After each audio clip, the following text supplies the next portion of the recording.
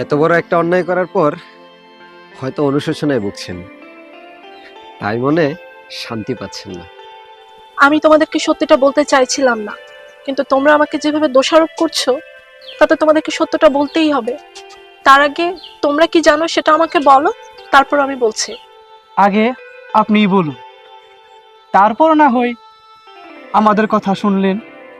আমার এক বান্ধবীর বিয়ের অনুষ্ঠানে গিয়ে জাহিদের সাথে আমার পরিচয়, তারপর ভালো লাগা, কথা বলা, আমাদের পথ চলা শুরু, এরপর একসময় ভালোবেসে ফেলা।